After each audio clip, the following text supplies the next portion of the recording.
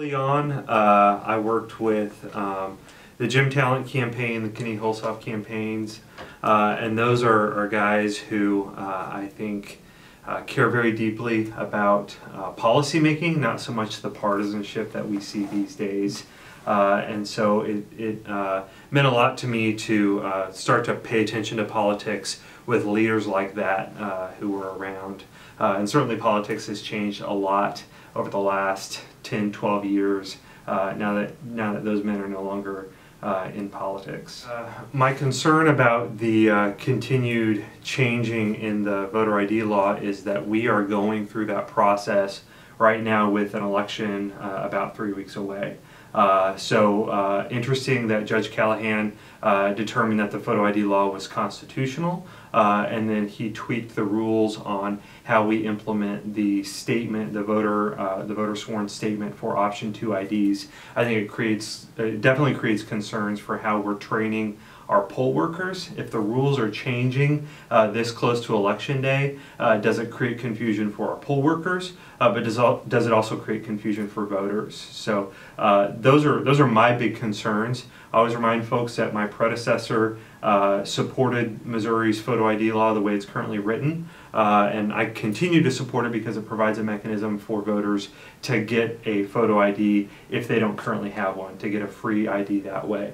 But ultimately, where we are right now, 3 weeks before the election, I think it's dangerous to start changing the rules on both election authorities, those of us who have to run the election, but also voters and what their awareness is ahead of election day. You know, so much of the job is not about elections. That's what people see and people focus on, and certainly we are fortunate in Boone County to have long-serving staff on the election side. And so I've learned a lot from them, both internally, how our system operates, what we do for voter registration and election management that is very unique to Boone County, and you only know it if you've been in the office. But there's a huge part of what the county clerk does that has nothing to do with elections. And so the administrative side of county government, we have a lot of projects that are in the works and is going to take a lot of work over the next 2-4 years to make sure those are implemented. So a new ERP system, simple processes like records management and retention,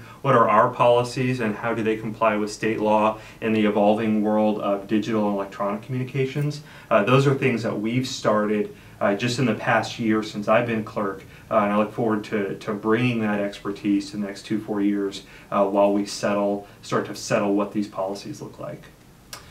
For cutbacks and where we need to trim budgets, I always start by telling people to look at my record. My record over the past 1.5 years has been we've seen significant savings in my office across the board, and none of this has been directed at personnel, so we've still been able to do cost of living increases in payroll, even while we're trimming travel budgets, while we're trimming office supply budgets, while we're trimming a few percent here or there, and that adds up. So it's added up to about $250,000, and we've seen the same level of service through the clerk's office before as we do now while implementing these savings. This is what my background has been, both in the Navy and at the University of Missouri. We've seen significant challenges in where we save money, and my priority is we find those savings, that's been my record, but that our level of service continues to be the same. And so it's a little bit of a balancing act, it's a lot of stress on staff, but when you are running a budget with a finite amount of resources, a finite amount of revenue, which is what government is, and you're able to continue the level of service, then I think that's success there.